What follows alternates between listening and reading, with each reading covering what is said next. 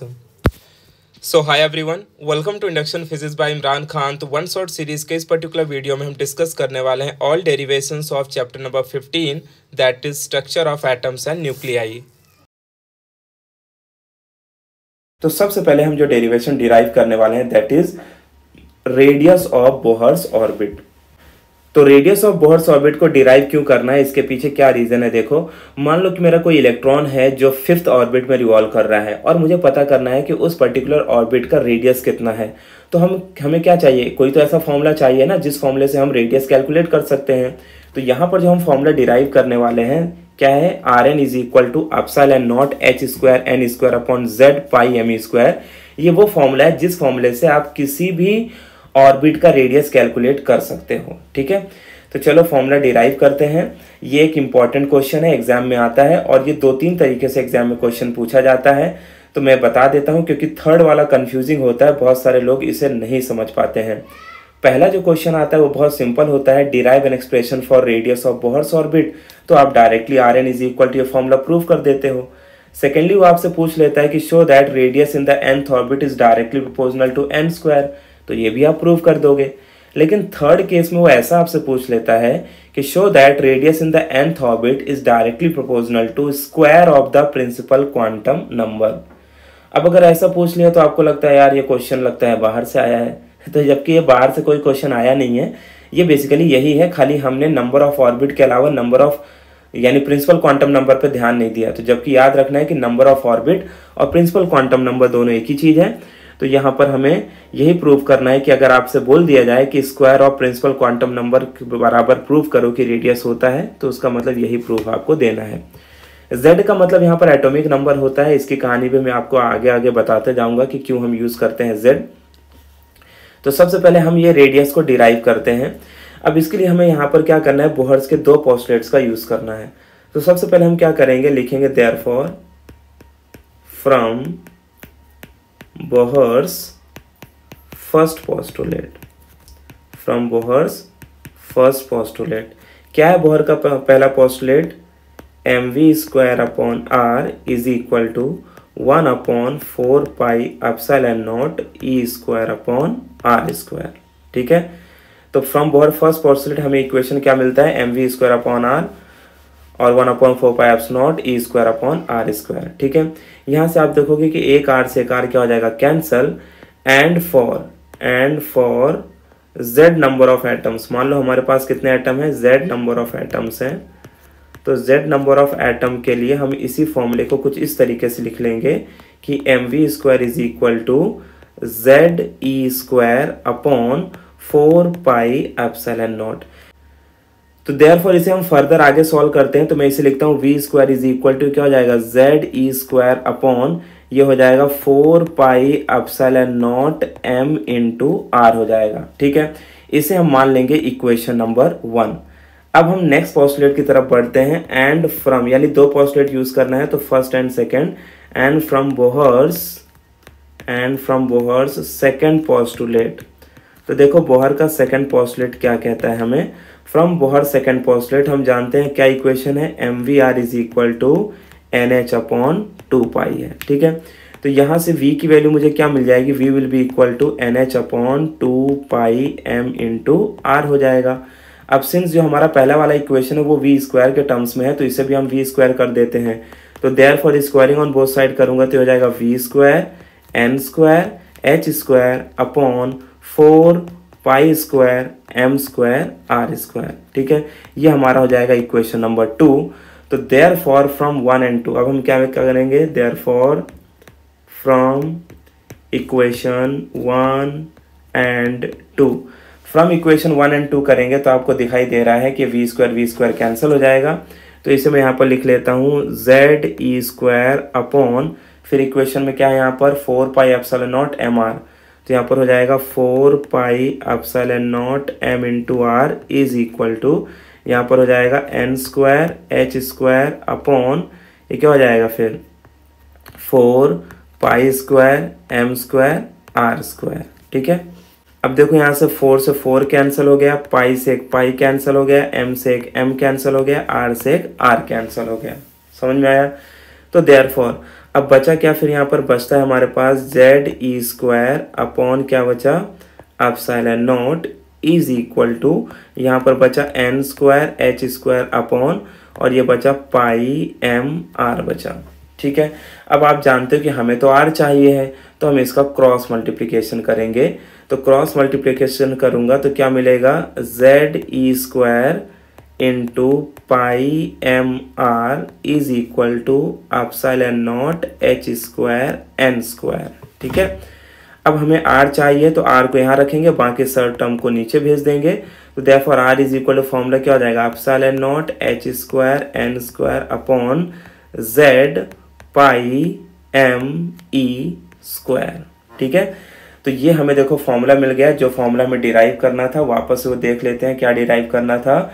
Are N is equal to epsilon not H square N square upon Z pi M E square. तो इस तरीके से देखो हमने ये फॉर्मूला डिराइव कर लिया।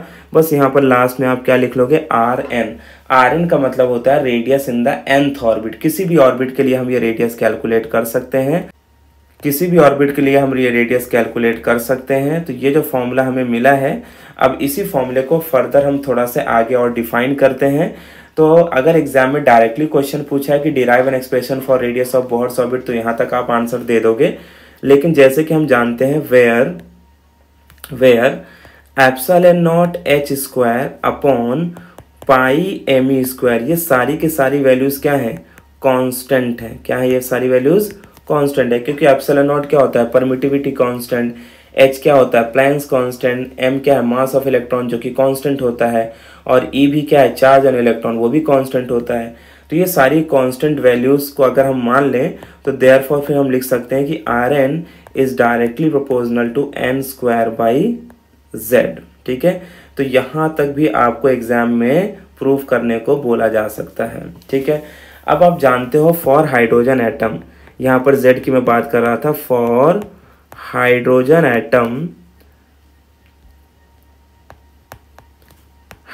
एटम के लिए z की वैल्यू कितनी होती है, 1, क्योंकि z एक्चुअली क्या डिफाइन कर रहा है, एटॉमिक नंबर को ना। तो हाइड्रोजन एटम के लिए z की वैल्यू 1 होती है। तो देयरफॉर ये फॉर्मूला क्या हो जाएगा आपका, R N is directly proportional to N square हो जाएगा। ठीक है, ये मैं इसलिए बता रहा हूँ आपको क्योंकि जो भी न्यूमेरिकल्स हैं हमारे या डेरिवेशंस वगैरह हम करने वाले हैं, सारे हाइड्रोजन एटम पर ही बेस्ड हैं।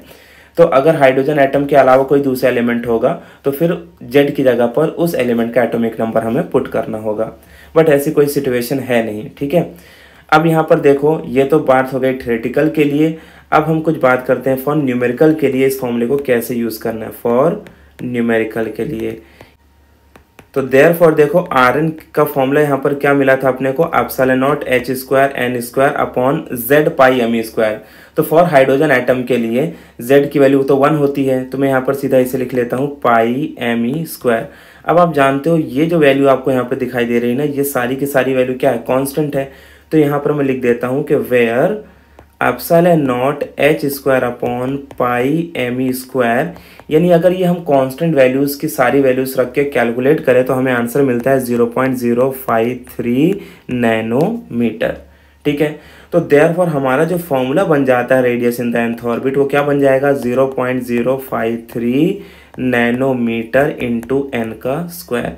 अभी देखो काफ़ी सिंपल फॉर्मूला हमें यहाँ पर मिल गया। मान लो अगर मुझे radius in the second orbit निकालना है तो मैं क्या करूँगा, एन की वैल्यू को 2 रखूँगा, 2 का स्क्वायर 4 हो जाएगा, और 4 को 0.053 से मल्टीप्लाई कर दूंगा तो मुझे radius in the second orbit मिल जाएगा। तो इस फॉर्मूले से आप किसी भी हायर ऑर्बिट का रेडियस कैलकुलेट कर सकते हो। ठीक है, तो इस पर्टिकुलर टॉपिक से अगर numerical point of view question देखें तो 2 तरीके से क्वेश्चन आ सकते हैं। सबसे पहले तो आपको डायरेक्टली बोला जा सकता है कि calculate the radius of Bohr's 5th orbit 10th orbit या कोई भी ऑर्बिट ले लो। ठीक है, तो वहां पर आपको सिंपली ये फॉर्मूला यूज करना है, एन की वैल्यू रख के नंबर से मल्टीप्लाई कर देना है।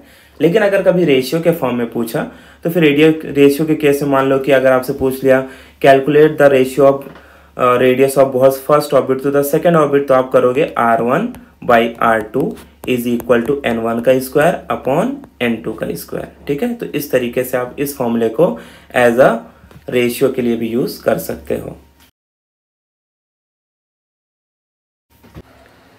नेक्स्ट अब जो हमारा अगला टॉपिक है that is velocity of an electron in Bohr's orbit. तो अभी अभी जो हमने फॉर्मूला डिराइव किया है that is radius of an electron in Bohr's orbit.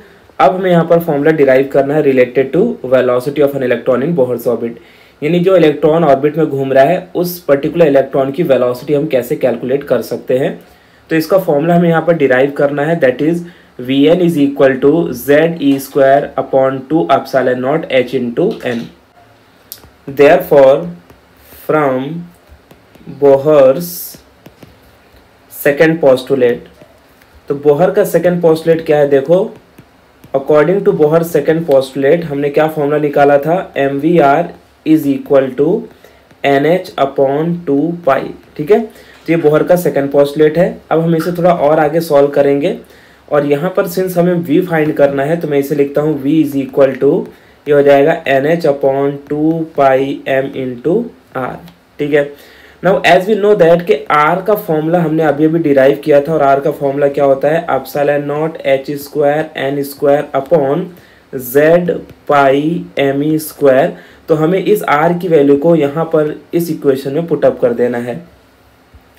तो जैसे मैं इसे पुटअप करूँगा तो देयरफॉर ये फॉर्मूला क्या हो जाएगा, V is equal to NH upon 2πm और R की जगह पर क्या आ जाएगा, epsilon not H² N² upon Z πme², ठीक है। अब यहाँ पर हम ये देखने वाले हैं जो चीज़ें कैंसिल हो रही है उसे पहले कैंसिल कर देते हैं। तो देखो यहाँ पर पाई से पाई कैंसिल हो रहा है, m से एक m कैंसिल हो रहा है, ठीक है। और बाकी यहाँ पर एक देखो n से एक n कैंसिल हो जाएगा, h से एक h कैंसिल हो जाएगा, ठीक है। तो कैंसिल करने के बाद जो हमारी रिमेनिंग वैल्यू यहाँ पर बचती है वो कितनी है, v इज इक्वल टू, पहले हम यहाँ पर लिख लेते हैं इसे। अच्छा ये फोर्थ टर्म है तो ऊपर चला जाएगा, राइट। तो ऊपर जाएगा तो ये वैल्यू कितनी हो जाएगी, ये हो जाएगी ZE² अपॉन और नीचे क्या बचा 2 epsilon not H into n. यही है हमारा formula that is related to velocity of an electron in the nth orbit. अगर कोई इलेक्ट्रॉन nth ऑर्बिट पर रिवॉल्व कर रहा है तो उस पर्टिकुलर इलेक्ट्रॉन की स्पीड को कैलकुलेट करने का फॉर्मूला है Vn is equal to ZE² upon 2 epsilon not H into n. यहाँ पर n basically number of orbit को डिफाइन करता है, ये जो पार्ट है, ठीक है। तो अब यहाँ पर बात आती है कि मान लो कि यहाँ पर अगर देखा जाए तो दो तरीके से इस क्वेश्चन को पूछा जा सकता है। डायरेक्टली आपसे बोल सकते हैं कि derive an expression for velocity of an electron in Bohr's orbit, तो आपको यहाँ तक इसका जवाब दे देना है। अगर एग्जाम में पूछ लिया कि show that Vn is inversely proportional to n, तो आप क्या करोगे, यहाँ पर आगे लिखोगे where E² upon 2 epsilon not H is equal to constant, क्योंकि ये सारी की सारी कॉन्स्टेंट वैल्यू हैं और अगर ये कांस्टेंट हो जाएंगी तो फिर हम यहाँ पर बोल सकते हैं Vn is directly proportional to Z upon n, यानी कि ultimately velocity of an electron in Bohr's orbit is inversely proportional to n। और अगर हाइड्रोजन एटम की बात करें तो फॉर हाइड्रोजन एटम आप जानते हो Z की वैल्यू क्या होती है, for hydrogen atom Z is equal to 1 होता है। तो देयरफॉर यहाँ से आप बोल सकते हो कि Vn is inversely proportional to n, ठीक है। अब बात आती है कि इससे रिलेटेड अगर कोई न्यूमेरिकल आ गया तो वहाँ पर फिर हम जैसे रेडियस का हमने फॉर्मूला बनाया था ठीक उसी तरीके से इसके लिए भी हम एक फॉर्मूला बना लेते हैं जो हमारे न्यूमेरिकल में काम आएगा। तो यहाँ पर मैं लिख देता हूँ फॉर न्यूमेरिकल पहले तो इसका ओरिजिनल फॉर्मूला लिख देते हैं। क्या है formula, Vn is equal to ZE² upon 2 epsilon not H into n, ठीक है। और हम ऐसे मान के चल रहे हैं कि जो हमारा न्यूमेरिकल है बेस्ड ऑन हाइड्रोजन एटम है और उसके लिए Z की वैल्यू क्या होती है, 1 होती है। तो अब यहाँ पर हम देखें कि where E² upon 2 epsilon not H की जो वैल्यू है वो कांस्टेंट होती है, तो इसे अगर हम कैलकुलेट करेंगे तो इसका आंसर हमें समथिंग 2.18 इंटू 10⁶ समथिंग मिलेगा। और अगर इसी वैल्यू को यहाँ पर पुटअप कर दिया जाए तो Vn की वैल्यू क्या हो जाएगी, ये हो जाएगी Z into 2.18 into 10⁶ upon n, ठीक है। अब जैसे कि हम जानते हैं कि फॉर हाइड्रोजन एटम Z की वैल्यू 1 होती है, तो देयरफॉर मैं इस फॉर्मूले को लिख सकता हूँ Vn is equal to 2.18 into 10⁶ upon n लिख सकते हैं, ठीक है। तो देयरफॉर ये जो फॉर्मूला हमें यहाँ पर मिला है, this formula is for velocity of an electrons in the nth orbit. किसी भी nth ऑर्बिट पर अगर वेलोसिटी कैलकुलेट करना है तो आप इस फॉर्मूले का डायरेक्टली यूज कर सकते हो, ठीक है। Total energy of an electron in Bohr's orbit को कैलकुलेट करने के लिए हमें काइनेटिक एनर्जी और पोटेंशियल एनर्जी का फॉर्मूला डिराइव करना होगा। तो सबसे पहले हम क्या करते हैं, काइनेटिक एनर्जी निकाल लेते हैं। तो therefore kinetic energy of an electron in Bohr's orbit. तो kinetic energy of an electron in Bohr's orbit का फॉर्मूला क्या है, देखो वी कैन राइट। तो इसके लिए देखो हमें क्या करना पड़ेगा, बोहर का फर्स्ट पोस्टुलेट यूज करना होगा। तो देयरफॉर हम यहाँ पर लिखेंगे फ्रॉम बोहर्स फर्स्ट पोस्टुलेट। तो देखो बोहर का पहला पोस्टुलेट हमें क्या कहता है, according to Bohr first postulate we can write that mv² upon r is equal to क्या था, 1/4πε0 और z नंबर ऑफ एटम्स के लिए यहाँ पे z लगा देते हैं, e² अपॉन क्या था r²। ठीक है, अब यहाँ पर आप जानते हो कि r से r क्या हो रहा है, कैंसिल हो रहा है। और काइनेटिक एनर्जी का फॉर्मूला क्या होता है, हाफ mv²। तो अगर मैं इस इक्वेशन को दोनों तरफ हाफ से मल्टीप्लाई कर दूं तो देखो इक्वेशन क्या बन जाएगा, ये हो जाएगा हाफ mv² और यहाँ पर हाफ से मल्टीप्लाई करूंगा तो क्या हो जाएगा, ze² अपॉन 4 2 8πε0 इंटू r हो जाएगा। अब आप जानते हो कि हाफ mv² का मतलब क्या होता है, काइनेटिक एनर्जी। तो देयरफॉर काइनेटिक एनर्जी का फॉर्मूला हमें क्या मिल गया, ze² अपॉन 8πε0 इंटू r। तो ये जो फॉर्मूला हमें मिल गया, this formula is related to kinetic energy of an electron in Bohr's orbit. अब ठीक इसी तरीके से हमें क्या कैलकुलेट करना है, potential energy of an electron in Bohr's orbit.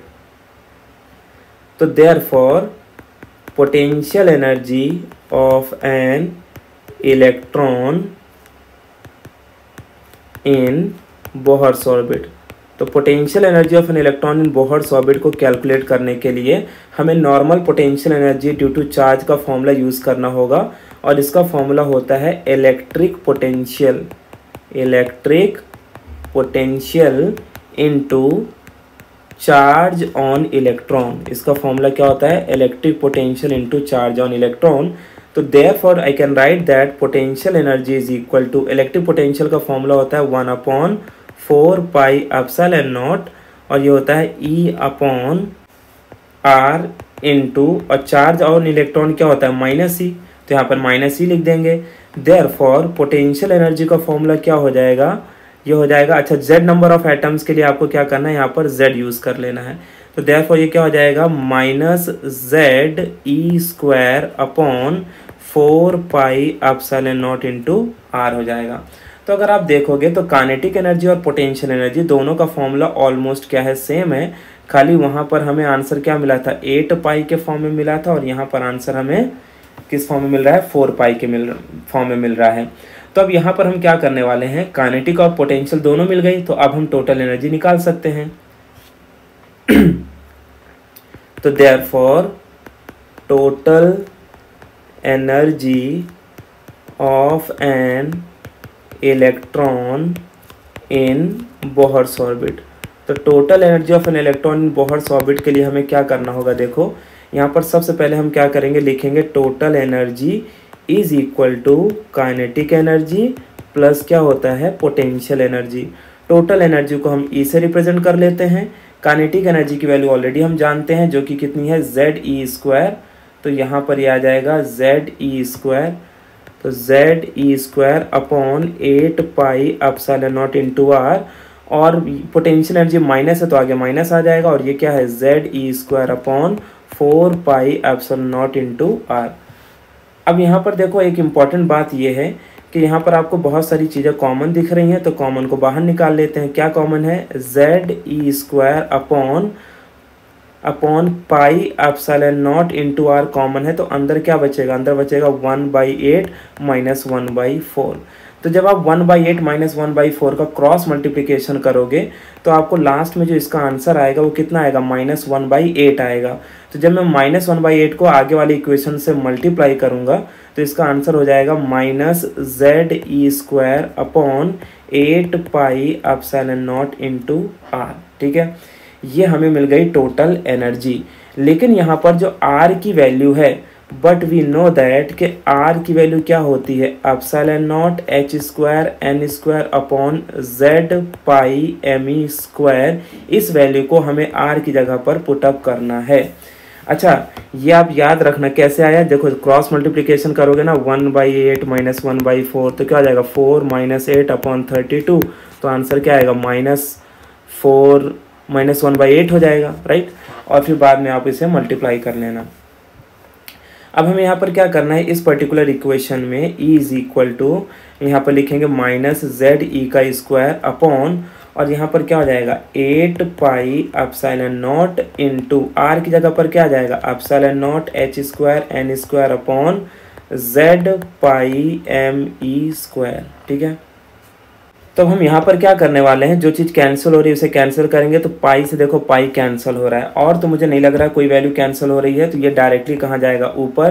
तो जैसे ऊपर जाएगा तो मैं लिख सकता हूँ energy in the nth orbit is equal to -z, और z कितना हो जाएगा Z² ME⁴, बिकॉज यहाँ पर E² ऊपर E² अपॉन क्या हो जाएगा 8πε0² h²n², ठीक है।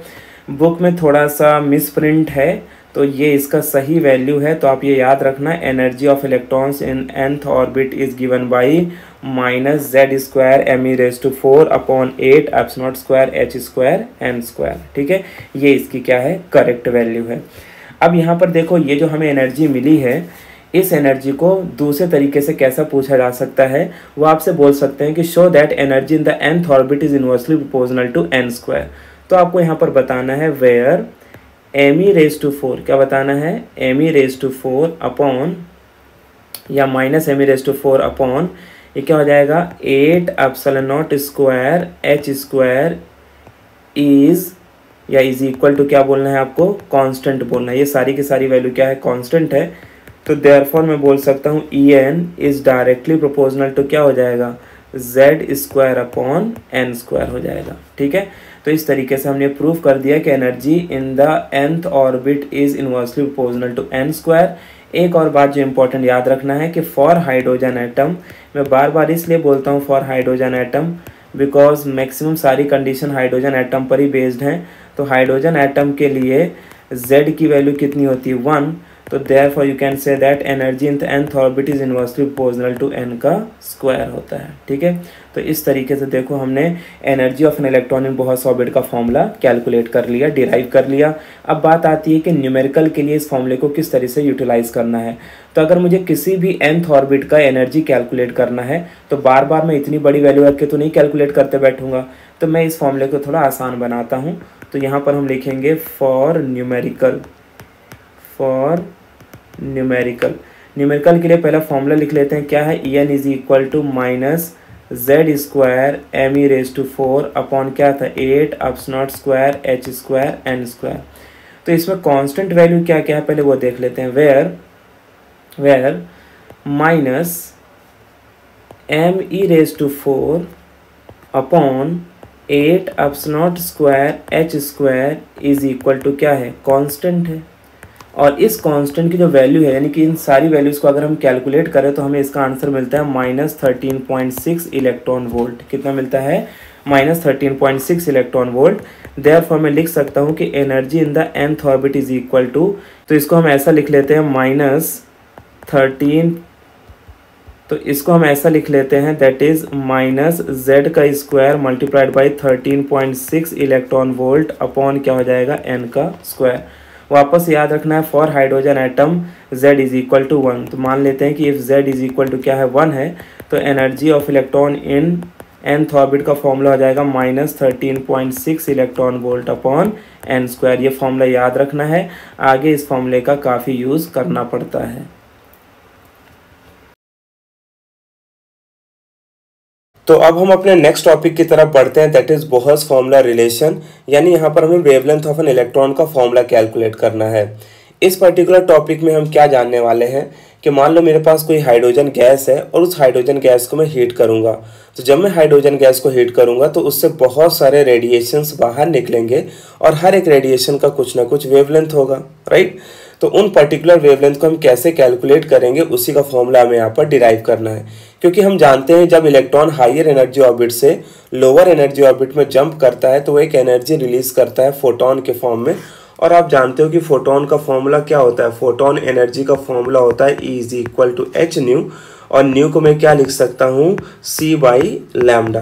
तो बस हमें यही बताना है कि जब कोई इलेक्ट्रॉन हायर एनर्जी ऑर्बिट से लोअर एनर्जी ऑर्बिट में जंप करेगा तो वो जो एनर्जी रिलीज करेगा in the form of photon, उस पर्टिकुलर फोटोन की यहाँ पर वेवलेंथ क्या होगी वो हमें यहाँ पर कैलकुलेट करना है, यानी हमें यहाँ पर लैम्डा कैलकुलेट करना है। ठीक है, तो इसके लिए देखो यहाँ पर हमने फॉर्मूला लिखा है, जो फॉर्मूला हमें डिराइव करना है, that is 1 by lambda is equal to Z square R H. R H का मतलब है रेडबर्ग्स कांस्टेंट, जो कि आगे हम यहाँ पर समझेंगे कि इसकी वैल्यू क्या होती है, 1 upon n square minus 1 upon m square.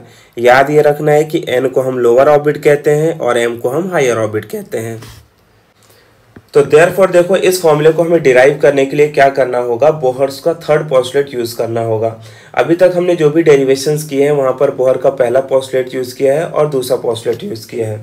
So therefore from Bohr's third postulate, अब बोहर का थर्ड पोस्टुलेट हमें क्या कहता था कि जब कोई इलेक्ट्रॉन हाई एनर्जी ऑर्बिट से लोअर एनर्जी ऑर्बिट में जंप करेगा तो वह एनर्जी रिलीज करेगा in the form of photon, that is we can say that em minus En is equal to, formula क्या होता है, h न्यू के इक्वल होता है। ठीक है, अब देखो em का मतलब क्या हो गया, em का मतलब हो गया energy of the mth orbit, higher orbit, और En का मतलब क्या हो गया, energy of the lower orbit.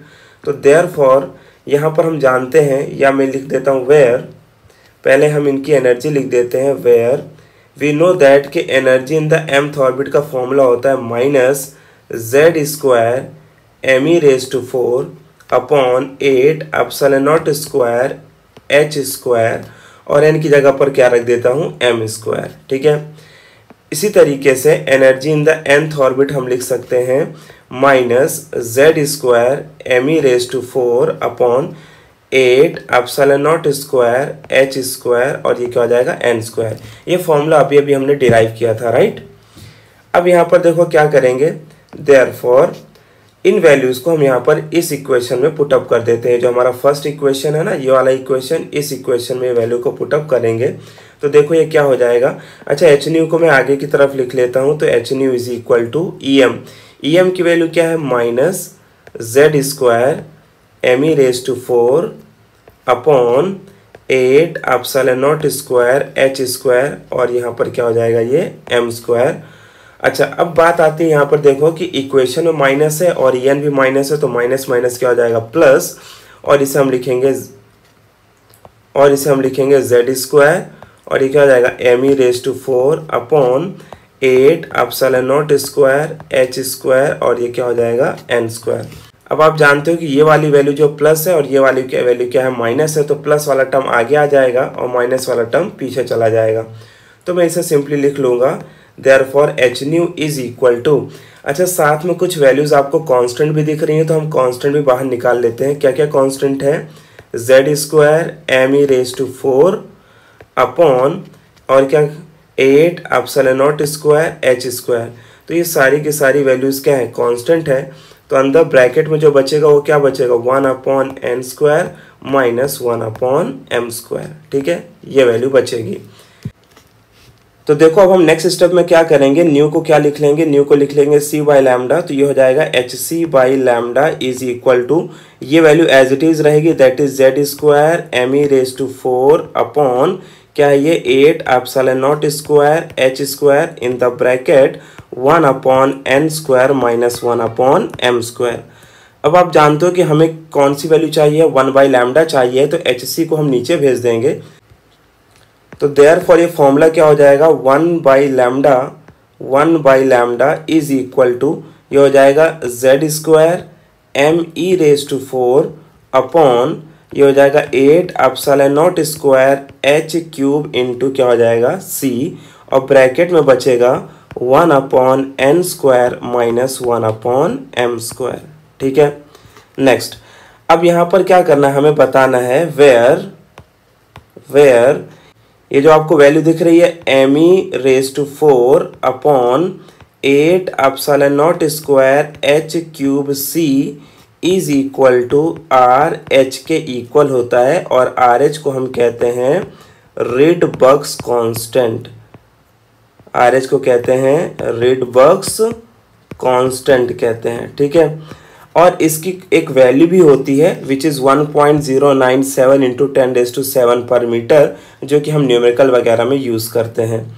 तो देयरफॉर अगर ये सारी वैल्यूज़ को हमने RH की वैल्यू के इक्वल मान लिया तो देयरफॉर ये क्या हो जाएगा 1/λ इज इक्वल टू, ये क्या हो जाएगा Z² RH, और इन द ब्रैकेट क्या बचेगा 1/n² माइनस 1/m²। तो इस तरीके से हमने फॉर्मूला डिराइव कर लिया फॉर हाइड्रोजन एटम। हम जानते हैं Z की वैल्यू क्या होती है 1, तो for hydrogen atom Z is equal to 1 होता है।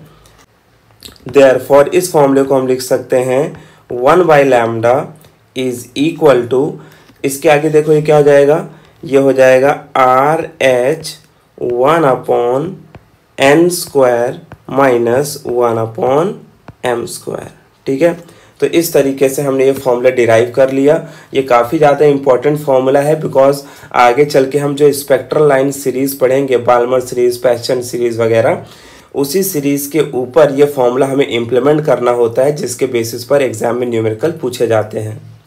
तो ये फॉर्मूले को आपको याद रखना है। अब इस फॉर्मूले में दो चीज़ें आती हैं कि जब एग्जाम में क्वेश्चन आता है तो वो आपसे दो तरीके से पूछते हैं कि calculate the longest wavelength and calculate the shortest wavelength. अब हम नेक्स्ट टॉपिक यहाँ पर कवर करने वाले हैं, that is related to law of radioactive decay, यानी कि हमें डीके लॉ के बारे में समझना है। अभी तक हमने ये देखा कि रेडिएक्टिव डीके क्या होते हैं और कितने टाइप्स के रेडिएक्टिव डीके होते हैं। अब यहाँ पर बात आती है कि कब कौन सा न्यूक्लियाई डीके होगा, ये हम कैसे कैलकुलेट करेंगे। कोई तो हमारे पास एक फॉर्मूला होना चाहिए जिससे हम ये पता कर सके कि जो न्यूक्लियाई का डीके होने का रेट है वो क्या है। तो यहाँ पर एक बात मैं आपको क्लियर कर दूं कि कब कौन सा न्यूक्लियाई डीके होगा इसका कोई टाइम इंटरवल फिक्स नहीं है।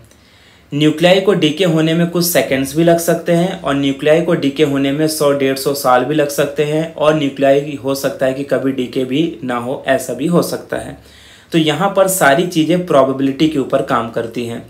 प्रोबेबिलिटी के ऊपर कैसे काम करती है कि जैसे मैं आपको बोलूँ कि एक मेरे पास बाउल है, जैसे कि फॉर एग्जांपल दूसरा एग्जांपल कंसिडर करते हैं कि एक ऐसा क्लासेस है जहाँ पर मान लो कि या कॉलेज है जहाँ पर 1000 स्टूडेंट्स हैं और एक है जहाँ पर 100 स्टूडेंट्स हैं या उससे भी कम हैं। तो आप देखोगे कि ज़्यादा प्रोबेबिलिटी किस में है ज़्यादा मार्क्स स्कोर करने की। ज़्यादा मार्क्स स्कोर करने की डेफिनेट सी बात है, प्रोबेबिलिटी कहाँ ज़्यादा होगी, जहाँ पर 1000 स्टूडेंट है, क्योंकि उन 1000 स्टूडेंट में से बहुत सारे ऐसे स्टूडेंट्स होंगे जो ज़्यादा मार्क्स गेन कर सकते हैं एज़ कम्पेयर टू जहाँ पर सिर्फ 100 स्टूडेंट्स हैं। तो ठीक उसी तरीके से यहाँ पर हम ऐसा अज्यूम करेंगे कि मान लो हमारे पास कोई एक बाउल है और इस बाउल में थाउजेंड्स ऑफ न्यूक्लियाई रखे हुए हैं, ठीक है। तो एक बाउल में मैंने 1000 न्यूक्लियाई रख दिए और दूसरे बाउल में मैंने क्या किया, सिर्फ 100 न्यूक्लियाई रख दिए। तो यहाँ पर डीके होने के चांसेस सबसे ज़्यादा किस में होंगे, 1000 न्यूक्लियाई में होंगे, क्योंकि 1000 न्यूक्लियाई में नंबर ऑफ न्यूक्लियाई बहुत ज़्यादा रखे हुए हैं, तो ज़्यादा प्रोबेबिलिटी है कि न्यूक्लियाई उसमें से डीके हो जाएंगे। अब यहाँ पर आपको ये बात समझना है कि मान लो कि इनिशियली मैंने 1000 न्यूक्लियाई लिए, तो मैंने टी टाइम के बाद देखा तो उसमें 700 न्यूक्लियाई बचे थे जो डीके नहीं हुए थे। तो इसका मतलब क्या है कि 300 न्यूक्लियाई डीके हो गए। फिर वापस से मैंने सेम टाइम के लिए अगेन डीके करवाया, फिर मैंने देखा कि अब सिर्फ 500 न्यूक्लियाई बचे हैं जो डीके नहीं हुए हैं। तो यहाँ पर अब कितने न्यूक्लियाई डीके हो गए, तो आप बोलोगे 200 न्यूक्लियाई डीके हो गए। फिर वापस से मैंने टी टाइम के लिए न्यूक्लियाई को डीके कराया तो मैंने देखा कि 400 न्यूक्लियाई बचे हैं जो डीके नहीं हुए हैं। तो अब कितने न्यूक्लियाई डीके हो गए, 100 न्यूक्लियाई। तो ये तीनों जो चीज़ें मैंने आपको बताई हैं, यहाँ से आपको एक बात समझ में आ रही हो कि जितने न्यूक्लियाई कम होते जा रहे हैं डीके होने का रेट भी उतना कम होते जा रहा है। तो चलिए अब हम समझते हैं कि डीके लॉ होता क्या है। तो यहाँ पर क्लियरली दिया है the number of nuclei undergoing decay per unit time is proportional to number of unchanged nuclei present at that instant. इसका ये मतलब हो कि जो भी डीके रेट होगा वो इस फैक्टर के ऊपर डिपेंड करेगा कि इनिशियली कितने नंबर ऑफ न्यूक्लियाई प्रेजेंट थे। जितने ज़्यादा नंबर ऑफ न्यूक्लियाई प्रेजेंट होंगे उतने ज़्यादा डीके होने के चांसेस, जितने कम न्यूक्लियाई प्रेजेंट होंगे उतने कम डीके होने के चांसेस, ठीक है। तो अब हमें क्या करना है, डीके लॉ को डिराइव करना है। इसका आंसर हमें मिलता है n is equal to n0 e⁻⁻ इसी को बेसिकली हम डीके लॉ कहते हैं। तो चलो इस फॉर्मूले को हम डिराइव करते हैं। ठीक है। तो इसके लिए सबसे पहले हम इसी लॉ का यूज़ करते हुए इसका स्टेटमेंट लिखेंगे, that is minus dn by dt is directly proportional to n। यही तो आपने लिखा है डी के लॉ में, the number of nuclei undergoing decay per unit time, यानी dn by dt is directly proportional to number of unchange nuclei present at that instant. ठीक है। अब यहाँ पर नेगेटिव साइन क्यों आ रहा है? बिकॉज आप देख रहे हो डीके होने के बाद जो नंबर ऑफ न्यूक्लियाई है उनकी वैल्यू क्या हो जाएगी? कम हो जाएगी। ठीक है, इसके लिए नेगेटिव साइन है। तो देयरफॉर अब सबसे पहले तो हमें यहाँ पर प्रोपोर्शनल साइन हटाना पड़ेगा, तो ये हो जाएगा dn by dt is equal to, ये क्या हो जाएगा? लैम्डा n हो जाएगा। ठीक है। वेयर, आप जानते हो वेयर लैम्डा का मतलब क्या है? Where lambda is called decay constant. क्या कहते हैं इसको? Lambda is called decay constant कहते हैं। ठीक है, ओके। तो देयरफॉर फर्दर अब हम इसे सॉल्व करते हैं और यहाँ पे मैं लिखता हूँ dn by dt is equal to minus lambda into n। Negative sign को हमने यहाँ पर भेज दिया। ठीक है। अब इसको थोड़ा सा हम और अरेंज करेंगे और मैं इसे लिखता हूँ dn by n is equal to, और ये हो जाएगा माइनस लैम्डा इंटू क्या हो जाएगा? dt। ठीक है। अब देखो ये इस पोजीशन पे पहुंच गया है जहां पर हम इसमें इंटीग्रेशन अप्लाई कर सकते हैं। तो ये क्या होगा? इंटीग्रेशन 1/n इंटू क्या हो जाएगा? dn। ठीक है, इज इक्वल टू, यहाँ पर हो जाएगा integration minus lambda into dt। अब यहाँ पर लिमिट हमें अप्लाई करना है। तो लिमिट क्या है? देखो मान लेते हैं कि जब टाइम ज़ीरो था, तो n नॉट न्यूक्लियाई प्रेजेंट थे, और t टाइम के बाद कितने न्यूक्लियाई प्रेजेंट है? n न्यूक्लियाई प्रेजेंट है। यानी कि जब टाइम ज़ीरो था तो कितने नंबर ऑफ न्यूक्लियाई प्रेजेंट थे जो डीके नहीं हुए थे? n not. और t टाइम के बाद अब कितने न्यूक्लियाई प्रेजेंट है जो डीके नहीं हुए हैं? n। ठीक है। तो n नॉट माइनस n आगे करेंगे तो हमें क्या पता चल जाएगा कि कितने न्यूक्लियाई डीके हो गए हैं। तो देयरफॉर आगे हम इसे सॉल्व करते हैं और लिखते हैं इंटीग्रेशन n नॉट n, और ये क्या हो जाएगा? 1/n इंटू क्या हो जाएगा? dn is equal to minus lambda को बाहर निकाल लेते हैं, तो इंटीग्रेशन 0 से लेकर t तक, और ये क्या हो जाएगा? dt। ठीक है। अब आप जानते हो ये बेसिकली किस फॉर्म में? ये इंटीग्रेशन ऑफ 1/x यानी कि log x के फॉर्म में है। तो देयरफॉर मैं यहाँ पर लिखूंगा log n, और इसकी लिमिट क्या हो जाएगी? n नॉट से लेकर n तक। ठीक है, टू द बेस e लिख लेते हैं, is equal to minus lambda, और t की मैक्सिमम वैल्यू तो t ही होने वाली है। ठीक है। अब इसमें यहाँ पर आप log अप्लाई करोगे तो आप इसे सिंपली क्या लिख सकते हो? You can write log n minus n not, ठीक है, is equal to minus lambda t। ठीक है। नेक्स्ट स्टेप में क्या करेंगे? देयरफॉर हम इसे लिखते हैं log e n upon n not, और ये क्या हो जाएगा? Is equal to minus lambda t हो जाएगा। ठीक है। अब नेक्स्ट स्टेप क्या करेंगे? देयरफॉर ये log e को हम उधर भेजेंगे, तो ये हो जाएगा n by n not is equal to e raise to minus lambda t। ठीक है, ये log का फॉर्मूला है जिस फॉर्मूले से ये डायरेक्ट वैल्यू हमें मिलती है। तो देयरफॉर फाइनली अब हम क्या लिख लेंगे? n इज इक्वल टू ये क्या हो जाएगा? n not e raise to minus lambda t। ठीक है। तो ये जो हमें फॉर्मूला मिला, यही फॉर्मूला हमारा क्या कहलाता है? डीके लॉ कहलाता है। तो इसे हम यहाँ पर लिख लेंगे, this is called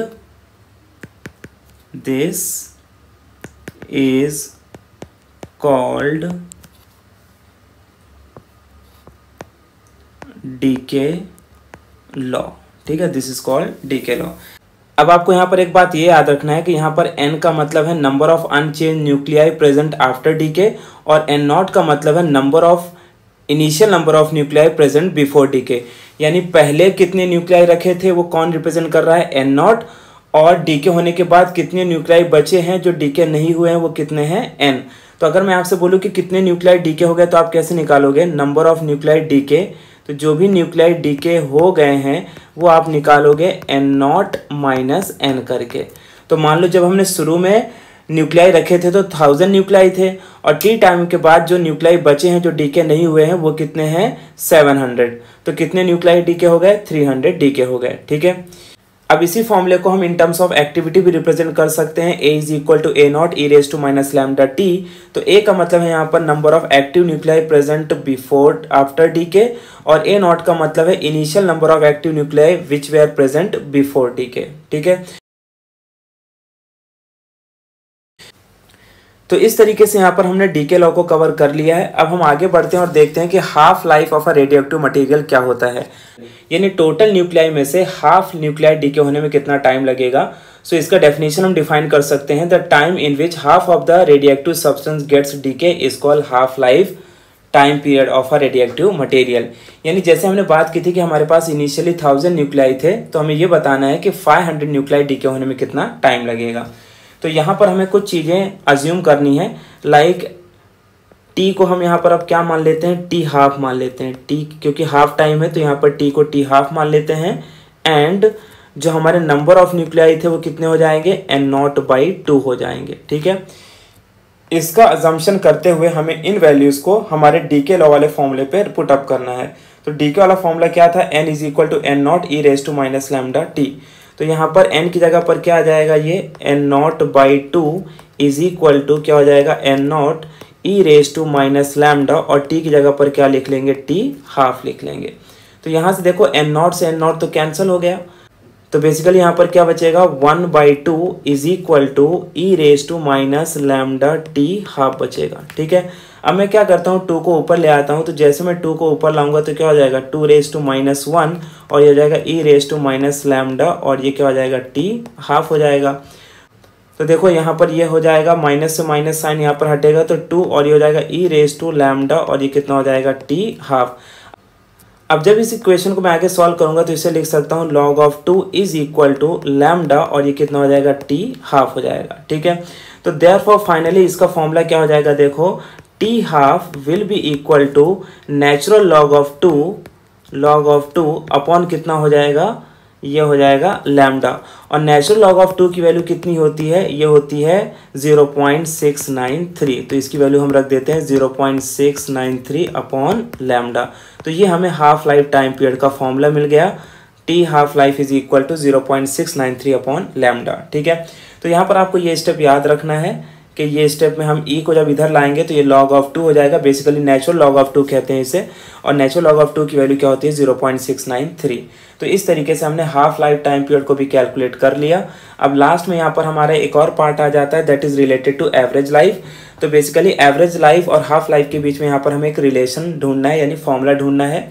so therefore for average life का फॉर्मूला यहाँ पर हम पहले लिख लेते हैं, फॉर एवरेज लाइफ, और इसका फॉर्मूला होता है टाउ इज इक्वल टू 1/λ, यानी एवरेज लाइफ को हम टाउ से डिनोट करते हैं। तो therefore tau is equal to 1/λ, और लैम्डा की वैल्यू हम यहाँ पर क्या लिखेंगे, तो एज यहाँ पर सिंस हम जानते हैं कि टी हाफ की वैल्यू क्या होती है 0.693 अपॉन लैम्डा होती है, तो यहाँ से आप लैम्डा की वैल्यू निकाल सकते हो, which will be equal to 0.693 upon क्या हो जाएगा टी हाफ हो जाएगा। तो लैम्डा की जगह पर मैं वैल्यू रख देता हूँ 0.693 अपॉन टी हाफ। ठीक है, अब टी हाफ फोर्थ टर्म है तो ऊपर आ जाएगा, तो therefore tau is equal to क्या हो जाएगा टी हाफ अपॉन 0.693 हो जाएगा। ठीक है, तो देयरफॉर इसे क्रॉस मल्टीप्लिकेशन करेंगे तो ये हो जाएगा t half is equal to 0.693 into tau. ठीक है, तो इस बात से ये पता चली कि अगर आपको हाफ लाइफ निकालना है और अगर आपको एवरेज लाइफ पता है तो एवरेज लाइफ को 0.693 से मल्टीप्लाई कर दो तो आपको हाफ लाइफ मिल जाएगी।